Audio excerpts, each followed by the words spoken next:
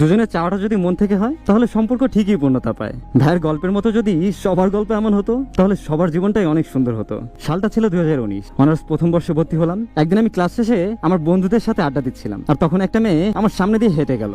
দেখেই বোঝা যাচ্ছিল একদম ভদ্র একটা মেয়ে। কি জানি মনে করে ইচ্ছে করতেছিল যে তাকে সামনে থেকে একটু দেখি যে চিনি কিনা, যেহেতু আমাদের পাশের এলাকার দিকেই যাচ্ছে। তারপর আমি বাইক নিয়ে তার অনেকটা সামনে গিয়ে দাঁড়ালাম। অবাক করা বিষয়টা হচ্ছে আমি পুরোটা সময় ওর দিকে তাকিয়েছিলাম, কিন্তু ও একটাবারও সামনের দিকে তাকিয়ে আমাকে দেখেনি। আর আমি কিন্তু তখন ওর চেহারাটা ঠিক মতো দেখতে পারিনি। এরপর প্রায়ই ওর জন্য অপেক্ষা করতাম ওদের এলাকায়। আমি এমনও করছি যে আমি আমাদের বন্ধুদের আড্ডার যে জায়গাটা সেটাও পরিবর্তন করে তাদের এলাকায় নিয়ে গেছিলাম, যাতে করে ওরে আরো বেশি দেখতে পারি। কিন্তু তাতেও কোনো লাভ হয় নাই। আমি ঠিকই রেগুলার তার জন্য দাঁড়ায় থাকতাম, কিন্তু সে পাত্তাও দিত না। আর এভাবে পাত্তা না পেতে পেতে 3-4 মাস কেটে যায়। তারপর হঠাৎ একদিন কি জানি মনে করে আমার সামনে এসে দাঁড়ালো আর বললো, আর কতদিন এভাবে দাঁড়িয়ে থাকবেন? আমি বললাম, যতদিন না রাজি হও। বললো, রাজি হলে কি করবেন? তাড়াতাড়ি একটা চাকরি করে বিয়ে করে নেব। ও বললো, সত্যি তো? আমি বললাম, হ্যাঁ সত্যি। আর তারপর থেকে আমাদের গল্প শুরু। আমাদের 3 বছরের সম্পর্কের মধ্যে আমি কখনো ওকে অবিশ্বাস করার সুযোগটুকুও পাইনি। কখনো ওর কাছ থেকে এমন কোনো ব্যবহারও পাইনি যেটা দেখে আসলে মনে হবে যে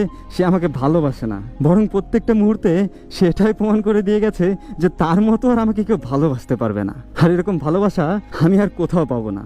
আমি মধ্যবিত্ত পরিবারের সন্তান। নিজের পকেট খরচটাও বাবার কাছ থেকে নিতে হয়। আমাদের সম্পর্কে 3টা বছরে আমার মনে হয় না কখনো আমার ওর জন্য একটা টাকাও খরচ করতে হয়েছে। আসলে ও কখনো এটা করতেও দিত না।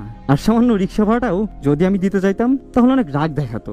অনেক জোর করেও ওর জন্য যেসব গিফট কিনছিলাম কিছুই দিতে পারি নাই। আর লাস্ট যেদিন এইসব নিয়ে অনেক রাগ দেখালাম ওর সাথে, তখন বললো, আমি যেদিন তোমার বাসায় প্রথম যাব প্রত্যেকটা গিফট এবং যা যা আমাকে দিতে চাইছো সেগুলো যেন অক্ষত এবং সুন্দরভাবে রাখা হয়। আসলে মানুষটাই অন্যরকম। নিজের ভেতরে প্যাঁচ, ঘোর, চালাকি, হিংসা কখনোই দেখি নাই। শুধু আমার সাথে না, বরং সবার সাথেই। এমনকি আমার ফ্যামিলির থেকেও ওর ফ্যামিলির অবস্থা অনেক ভালো ছিল। তবুও কোনোদিন উঁচু স্বরে একটা কথা বলেনি। ওর বাসায় বারবার বিয়ের প্রপোজাল আসা শুরু হয়, কিন্তু ওকে কোনোভাবে